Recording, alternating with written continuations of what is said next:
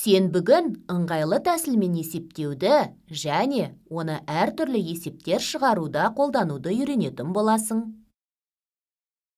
Экранда көрсетілген заттардың жалпы санын табайық. Қалай ойлайсың, ол үшін не істейміз? Дұрыс, кітап, қарындаш, дәптерлердің санын қосу керек. 7 қосылған 8, қосылған 3 деп өрнек құрамыз. Осы өрнектің мәнін табу үшін сол жақтан оң жаққа қарай амалдарды ретімен орындаймыз. 7-ге 8-ді қосса 15 шығады. 15-ге 3-ті қосса 18 шығады. Басқа тиімді тәсілмен есептеп көрейікші. Ол үшін қосудың терімділік қасиетін қолданамыз. 10 саны шығу үшін қай сандарды қосқан ыңғайлы?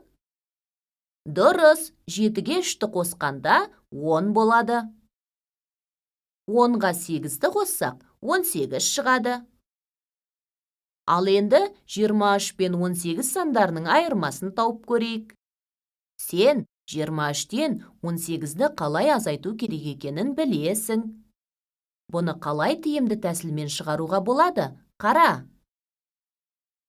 Бірінші, 18 санына толық 10-дық шыққанша қосу керек.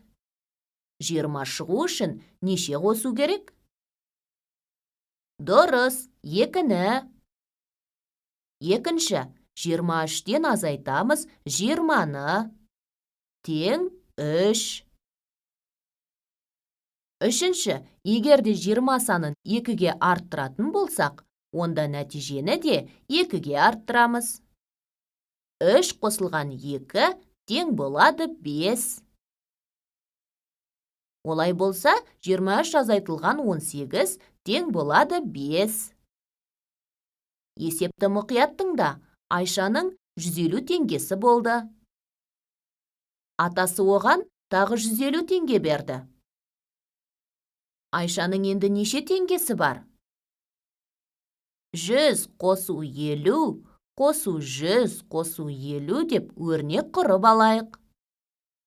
Тиімді тәсілмен есептеу үшін қосылғыштарды дөңгелек сан шығатындай етіп қосу керек. 100 қосылған 100 тең 200.